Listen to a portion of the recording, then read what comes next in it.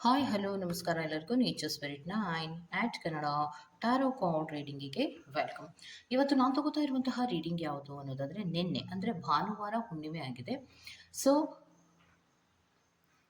ಮೇ 30ನೇ ತಾರೀಕು ಹುಣ್ಣಿಮೆ ಆಗಿರುವಂತಹದ್ದು ಅಲ್ವಾ. ಈ ಹುಣ್ಣಿಮೆಯ ತದನಂತರದ ದಿನಗಳಲ್ಲಿ ನಿಮ್ಮ ಪರ್ಸನ್ ನಿಮ್ಮ ಜೊತೆ ನಡೆದುಕೊಳ್ಳುವಂತಹ ರೀತಿ ಹೇಗಿರುತ್ತೆ, ಇದು ಪ್ರೀತಿಯ ವಿಚಾರಕ್ಕೆ ಸಂಬಂಧಪಟ್ಟಂತಹ ರೀಡಿಂಗ್ ಆಗಿರುತ್ತೆ. ಅಂದರೆ ಪ್ರೀತಿಯ ವಿಚಾರದಲ್ಲಿ ಯಾವೆಲ್ಲ ಬದಲಾವಣೆಗಳಿರುತ್ತೆ, ನಿಮ್ಮ ಪರ್ಸನ್ ಯಾವ ರೀತಿ ನಡ್ಕೊಳ್ಳುವಂತಹ ಸಾಧ್ಯತೆಗಳಿರುತ್ತೆ ಅನ್ನೋದ್ರ ಬಗ್ಗೆ ಭಾವನೆಗಳಿಗೆ ಸಂಬಂಧಪಟ್ಟಂತಹ ರೀಡಿಂಗ್ ಆಗಿರುತ್ತೆ. ಯಾತಕ್ಕೆ ಅನ್ನೋದಾದರೆ ಈ ಹುಣ್ಣಿಮೆ ಅನ್ನುವಂತಹದ್ದು ಚಂದ್ರನನ್ನ ರೆಪ್ರೆಸೆಂಟ್ ಮಾಡುತ್ತೆ. ಚಂದ್ರ ಅನ್ನುವಂತಹದ್ದು ಎಮೋಷನ್ಸ್ಗಳನ್ನು ಮತ್ತು ಭಾವನೆಗಳನ್ನು ರೆಪ್ರೆಸೆಂಟ್ ಮಾಡುತ್ತೆ. ಸೊ ಈ ಹುಣ್ಣಿಮೆಯ ತದನಂತರದಲ್ಲಿ ಮನಸ್ಸಿನ ಮೇಲೆ, ಭಾವನೆಗಳ ಮೇಲೆ, ಪ್ರೀತಿಯ ಮೇಲೆ ಬಹಳಷ್ಟು ವ್ಯತ್ಯಾಸಗಳು ಆಗುವಂತಹ ಸಾಧ್ಯತೆಗಳಿರುತ್ತೆ. ಸೊ ಅದಕ್ಕೋಸ್ಕರವಾಗಿ ನಾನು ಈ ರೀಡಿಂಗನ್ನು ತಗೋತಾ ಇರೋದು. ಇದೆಲ್ಲವೂ ಕೂಡ ಇನ್ ಜನರಲ್ ಆಗಿರುವಂತಹ ರೀಡಿಂಗ್ ಆಗಿರೋದ್ರಿಂದ ನಿಮಗೆ ರೆಸೋನೇಟ್ ಆದರೆ ಮಾತ್ರ ತಗೊಳ್ಳಿ. ಹಾಗೇನೆ ಸ್ಕ್ರೀನ್ ಮೇಲೆ ಕಾಣ್ತಾ ಇರುವಂತಹ ಒಂದು ನಂಬರ್, ಅದು ಪರ್ಸನಲ್ ರೀಡಿಂಗಿನ ನಂಬರ್ ಆಗಿರುತ್ತೆ. ಯಾರಿಗೆಲ್ಲ ಪರ್ಸನಲ್ ರೀಡಿಂಗಿನ ಅವಶ್ಯಕತೆ ಇದೆಯೋ ಅವರೆಲ್ಲರೂ ಕೂಡ ವಾಟ್ಸಪ್ ಮೆಸೇಜ್ ಅನ್ನ ಮಾಡೋದ್ರ ಮೂಲಕ ಪೇ ಮಾಡಿ ನಿಮ್ಮ ರೀಡಿಂಗ್ಸ್ ಗಳನ್ನ ನೀವು ತಗೋಬಹುದಾಗಿರುತ್ತೆ.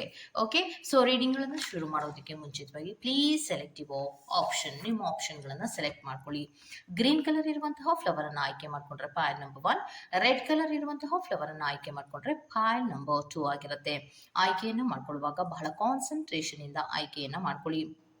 ಈ ಎರಡು ಫ್ಲವರ್ಗಳಲ್ಲಿ ನಿಮಗೆ ಯಾವುದು ತುಂಬ ಅಟ್ರಾಕ್ಟ್ ಆಗುತ್ತೋ ಆ ಫ್ಲವರನ್ನು ಸೆಲೆಕ್ಟ್ ಮಾಡ್ಕೊಳ್ಳೋದ್ರ ಮೂಲಕ ಪ್ರೀತಿಯ ವಿಚಾರಕ್ಕೆ ಸಂಬಂಧಿಸಿದಂತೆ ಹುಣ್ಣಿಮೆಯ ತದನಂತರದಲ್ಲಿ ನಿಮ್ಮ ಪರ್ಸನ್ ನಿಮ್ಮ ಜೊತೆ ನಡ್ಕೊಳ್ಳುವಂತಹ ರೀತಿ ಹೇಗಿರುತ್ತೆ ಅನ್ನೋದ್ರ ಬಗ್ಗೆ ಈ ರೀಡಿಂಗನ್ನು ಮಾಡ್ತಾ ಇರೋದು. ಓಕೆ, ಸೊ ಕಣ್ಮುಚ್ಚಿ ನಿಮ್ಮ ಪರ್ಸನನ್ನು ನೆನಪಿಸ್ಕೊಂಡು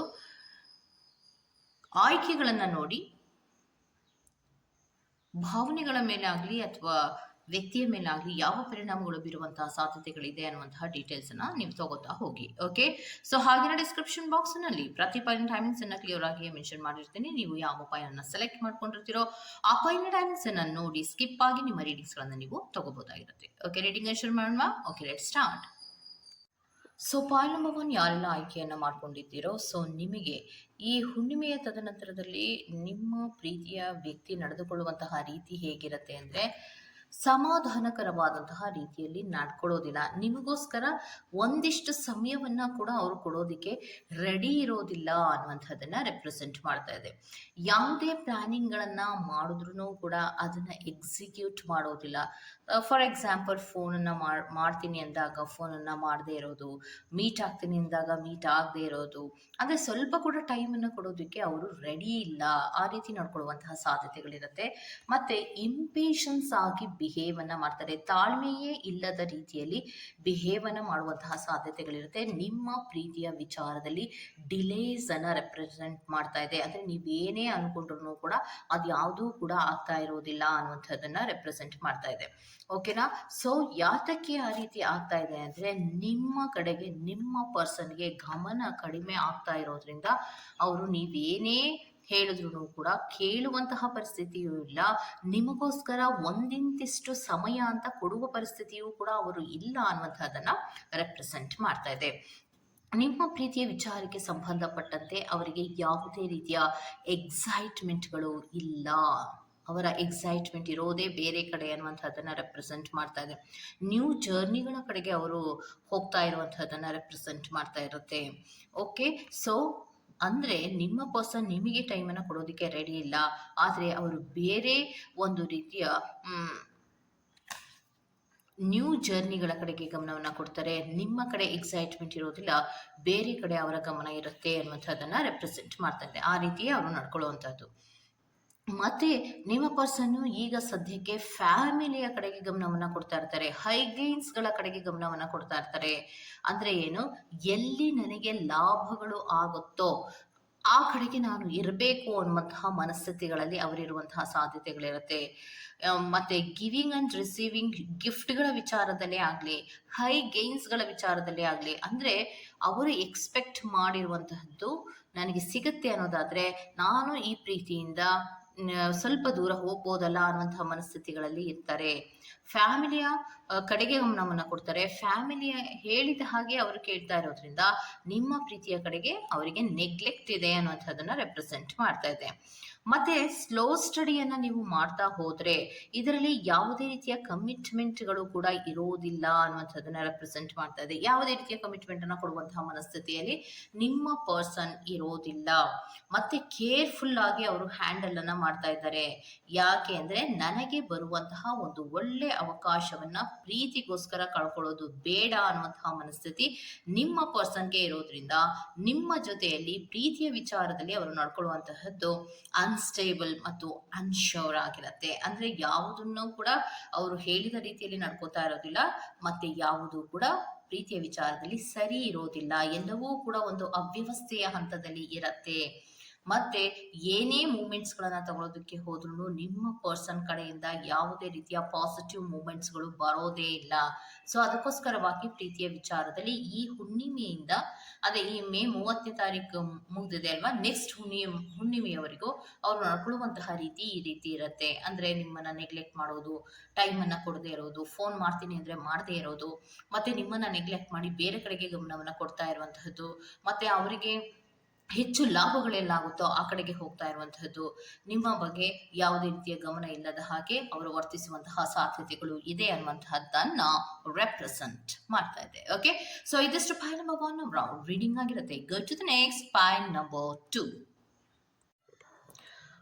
ಸೊ ಪಾಯ್ ನಂಬರ್ 2 ಯಾರೆಲ್ಲ ಆಯ್ಕೆಯನ್ನು ಮಾಡ್ಕೊಂಡಿದ್ದೀರೋ, ಸೊ ನಿಮಗೆ ಪ್ರೀತಿಯ ವಿಚಾರಕ್ಕೆ ಸಂಬಂಧಪಟ್ಟಂತೆ ಹುಣ್ಣಿಮೆಯ ತದನಂತರದಲ್ಲಿ ನಿಮ್ಮ ಪರ್ಸನ್ ನಡೆದುಕೊಳ್ಳುವಂತಹ ರೀತಿ ಹೇಗಿರುತ್ತೆ ಅಂದರೆ, ಒಂದು ರೀತಿಯಲ್ಲಿ ಸಮಾಧಾನಕರವಾದಂತಹ ರೀತಿಯಲ್ಲಿ ನಡ್ಕೋತಾ ಇರಲ್ಲ ಅನ್ನುವಂಥದ್ದನ್ನು ರೆಪ್ರೆಸೆಂಟ್ ಮಾಡ್ತಾ ಇದೆ. ಯಾಕಂದರೆ ಅವ್ರಿಗೆ ಏನೋ ಬೇಜಾರು, ಆತಂಕ ಮತ್ತು ಸ್ಲೀಪ್ಲೆಸ್ ನೈಟನ್ನು ರೆಪ್ರೆಸೆಂಟ್ ಮಾಡ್ತಾ ಇದೆ. ಅವ್ರು ನಡ್ಕೊಳ್ಳುವಂತಹ ರೀತಿ ಯಾಕೋ ನಾನು ಸಮಾಧಾನವಾಗಿಲ್ಲ, ನಾನು ಯಾಕೋ ನೆಮ್ಮದಿಯಾಗಿಲ್ಲ ಅನ್ನುವಂತಹ ರೀತಿಯಲ್ಲಿ ಯಾವಾಗಲೂ ಸ್ವಲ್ಪ ಅಳ್ತಾ ಇರ್ತಾರೆ. ಒಂದು ರೀತಿಯಲ್ಲಿ ಆತಂಕವನ್ನು ಪಡ್ತಾ ಇರ್ತಾರೆ. ಯಾಕೋ ನನಗೆ ಕೆಟ್ಟ ಕನಸುಗಳು ಬೀಳ್ತಾ ಇದೆ ಅನ್ನುವಂತಹ ರೀತಿಯಲ್ಲಿ ನಡ್ಕೊಳ್ಳುವಂತಹ ಸಾಧ್ಯತೆಗಳು ಇರುತ್ತೆ. ಬೇಜಾರಿನಲ್ಲಿ ಇರ್ತಾರೆ. ಮತ್ತೆ ಪ್ರೀತಿಯ ವಿಚಾರದಲ್ಲಿ ಯಾವುದೇ ರೀತಿಯ ಮೂಮೆಂಟ್ಸ್ಗಳನ್ನು ತಗೊಳ್ಳುವಂತಹ ಪರಿಸ್ಥಿತಿಯಲ್ಲಿ ಇಲ್ಲ. ತುಂಬ ಕನ್ಫ್ಯೂಷನ್ಸಿನಲ್ಲಿ ಇರ್ತಾರೆ. ಕನ್ಫ್ಯೂಷನ್ ಅಂದರೆ ಎಷ್ಟರ ಮಟ್ಟಿಗೆ ಕನ್ಫ್ಯೂಷನ್ ಅಂದರೆ ಯಾವುದನ್ನು ಕೂಡ ಅವರು ಮೂಮೆಂಟ್ಸನ್ನು ತಗೊಳ್ಳೋ ಪರಿಸ್ಥಿತಿಯಲ್ಲಿ ಇರುವುದಿಲ್ಲ. ಸೊ ಮೂವಿಂಗ್ ಫಾರ್ವರ್ಡನ್ನು ರೆಪ್ರೆಸೆಂಟ್ ಮಾಡ್ತಾ ಇದೆ. ಮೂವಿಂಗ್ ಫಾರ್ವರ್ಡ್ ಅಂದರೆ ಸ್ವಲ್ಪ ನನಗೆ ಗ್ಯಾಪ್ ಬೇಕು, ಪ್ರೀತಿಯ ವಿಚಾರದಲ್ಲಿ ಸ್ವಲ್ಪ ಗ್ಯಾಪ್ ಬೇಕು, ಒಂಟಿಯಾಗಿ ನಾನು ಇರಬೇಕು ಅನ್ನುವಂತಹ ರೀತಿಯಲ್ಲಿ ಅವರು ನಡ್ಕೊಳ್ಳುವಂತಹ ಸಾಧ್ಯತೆಗಳು ಇರುತ್ತೆ. ಮತ್ತು ಪ್ರೀತಿಯ ವಿಚಾರದಲ್ಲಿ ಆಗಿಂದಾಗೆ ಟ್ರಸ್ಟ್ ಇಶ್ಯೂಸ್ಗಳು ಶುರುವಾಗುವಂತಹ ಸಾಧ್ಯತೆಗಳು ಇದೆ ಅನ್ನುವಂಥದ್ದನ್ನು ರೆಪ್ರೆಸೆಂಟ್ ಮಾಡ್ತಾ ಇದೆ. ಮತ್ತು ತಮಗೆ ತಾವೇ ಟ್ರಸ್ಟ್ ಇಶ್ಯೂಗಳನ್ನು ಮಾಡ್ತಾರೆ. ಏನೂ ಆಗಿರೋದಿಲ್ಲ ಪ್ರೀತಿಯ ವಿಚಾರದಲ್ಲಿ, ಅಂತಹ ದೊಡ್ಡ ಏರುಪೇರುಗಳು ಏನೂ ಆಗಿರೋದಿಲ್ಲ. ಅವರಿಗೇನೋ ಒಂದು ರೀತಿಯ ಅಪನಂಬಿಕೆಗಳು ಬರುವಂತಹದ್ದು, ಮತ್ತು ತಮಗೆ ತಾವೇ ಬೇಜಾರನ್ನು ಮಾಡಿಕೊಳ್ಳುವಂತಹ ಪರಿಸ್ಥಿತಿಗಳು. ಅಂದರೆ ನಿಮಗೆ ಬೈದರೆ ಅವರಿಗೂ ಕೂಡ ಬೇಜಾರಾಗತ್ತೆ, ಆದರೂ ಕೂಡ ಅವರಿಗೇನೋ ಒಂದು ರೀತಿಯ ಅನುಮಾನಗಳು ಹುಟ್ಕೊಳ್ಳುವಂತಹ ಸಾಧ್ಯತೆಗಳು ಇರುತ್ತೆ. ಮತ್ತು ರೊಮ್ಯಾಂಟಿಕ್ ಪ್ರಪೋಸಲ್ಗಳನ್ನು ಮಾಡುವಂತಹ ಪ್ರಯತ್ನವನ್ನು ಮಾಡ್ತಾ ಇದ್ರೂ ಕೂಡ ಅವ್ರ ಕೈಯಲ್ಲಿ ಆಗೋದಿಲ್ಲ. ಕನ್ಫ್ಯೂಷನ್ಸಿನಲ್ಲಿ ಇರ್ತಾರೆ. ಒಂದು ಭ್ರಮಾಲೋಕದಲ್ಲಿಯೇ ನಿಮ್ಮ ಪರ್ಸನ್ಗಳು ಇರುವಂತಹ ಸಾಧ್ಯತೆಗಳಿರುತ್ತೆ. ಫೀಲಿಂಗ್ಸ್ಗಳ ಮೇಲೆ ತುಂಬ ಏರುಪೇರುಗಳಾಗಿರುವಂತಹ ಸಾಧ್ಯತೆಗಳು ಇದೆ ಅನ್ನುವಂಥದ್ದನ್ನು ರೆಪ್ರೆಸೆಂಟ್ ಮಾಡ್ತಾ ಇದೆ. ಫೀಲಿಂಗ್ಸ್ಗಳಲ್ಲಿ ಬಹಳಷ್ಟು ವೇರಿಯೇಷನ್ಗಳಾಗಿರುತ್ತೆ. ಒಂದು ನಿಮಿಷ ಇದ್ದ ಹಾಗೆ ಇನ್ನೊಂದು ನಿಮಿಷ ಇರೋದಿಲ್ಲ, ಮತ್ತೆ ಒಂದು ನಿಮಿಷ ಇದ್ದ ಹಾಗೆ ಮತ್ತೊಂದು ನಿಮಿಷದಲ್ಲಿ ಅವರ ಭಾವನೆಗಳು ಕೂಡ ಇರೋದಿಲ್ಲ. ಭಾವನೆಗಳಲ್ಲಿ ತುಂಬ ಏರಿಳಿತಗಳು ಆಗ್ತಾ ಇರೋದ್ರಿಂದ ಪ್ರೀತಿಯ ವಿಚಾರದಲ್ಲಿ ಒಂದು ರೀತಿಯಲ್ಲಿ ಬೇಜಾರಿನಲ್ಲಿಯೇ ಇರ್ತಾರೆ. ಕನ್ಫ್ಯೂಷನ್ಸಿನಲ್ಲಿ ಇರ್ತಾರೆ. ಮತ್ತು ಒಂದು ಭ್ರಮೆಗಳಲ್ಲಿ ಇರ್ತಾರೆ. ಅಂದರೆ ಅವರದ್ದೇ ಆದಂತಹ ರೀತಿಯಲ್ಲಿ ಆಲೋಚನೆಗಳನ್ನು ಮಾಡಿ ಈ ಥರ ಆಗ್ತಾ ಇರ್ಬೋದು, ಆ ಥರ ಆಗ್ತಾ ಇರ್ಬೋದು, ಏನೋ ನನಗೆ ಯಾಕೋ ಡೌಟ್ ಅನ್ನುವಂತಹ ರೀತಿಯಲ್ಲಿ ಅವರೇ ಭ್ರಮೆಗಳನ್ನು ಮಾಡ್ಕೊಳ್ಳೋದ್ರ ಮೂಲಕ ಪ್ರೀತಿಯಲ್ಲಿ ಒಂದು ಕನ್ಫ್ಯೂಷನ್ಸನ್ನು ಮಾಡುವಂತಹ ಸಾಧ್ಯತೆಗಳಿರುತ್ತೆ. ಪ್ಲಾನಿಂಗ್ಸ್ ಕೂಡ ಕರೆಕ್ಟಾಗಿ ಇರೋದಿಲ್ಲ.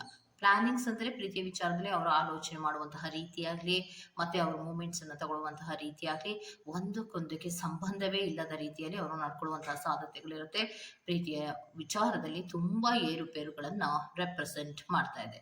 ಓಕೆ, ಸೊ ಇದಿಷ್ಟು ಪಾಯ್ ನಂಬರ್ 2 ಅವರ ರೀಡಿಂಗ್ ಆಗಿರುತ್ತೆ. ಈ ಹುಣ್ಣಿಮೆಯ ತದನಂತರದಲ್ಲಿ ಭಾವನೆಗಳ ಮೇಲೆ, ಮನಸ್ಸಿನ ಮೇಲೆ ಅತಿ ಹೆಚ್ಚು ಪರಿಣಾಮಗಳು ಬೀರಿದಾಗ ಅವರು ನಡ್ಕೊಳ್ಳುವಂತಹ ರೀತಿಯಲ್ಲಿಯೂ ಕೂಡ ಬದಲಾವಣೆಗಳು ಆಗಿರುತ್ತೆ ಅನ್ನುವಂಥದ್ದನ್ನ ರೆಪ್ರೆಸೆಂಟ್ ಮಾಡ್ತಾ ಇದೆ. ಓಕೆ, ಇದಿಷ್ಟು ಪಾಯ್ ನಂಬರ್ 2 ಅವರ ರೀಡಿಂಗ್ ಆಗಿರುತ್ತೆ. ಈ ತರಹದ ರೀಡಿಂಗ್ ನಿಮ್ಗೆ ಇಷ್ಟ ಆಗಿದ್ರೆ ದಯವಿಟ್ಟು ಸಬ್ಸ್ಕ್ರೈಬ್ ಮಾಡಿ, ಪಕ್ಕದಲ್ಲೇ ಇರುವಂತಹ ಬೆಲ್ ಐಕಾನ್ ಪಟ್ಟದ ಪ್ರೆಸ್ ಮಾಡಿ. ನಾನು ನಿಮ್ಮನ್ನ ಮತ್ತೊಂದು ರೀಡಿಂಗ್ಗಳಲ್ಲಿ ಸಿಗ್ತೇನೆ ಅಂತ ಹೇಳ್ತಾ ಅಲ್ಲಿವರೆಗೂ ಟೇಕ್ ಕೇರ್, ಬೈ ಬಾಯ್.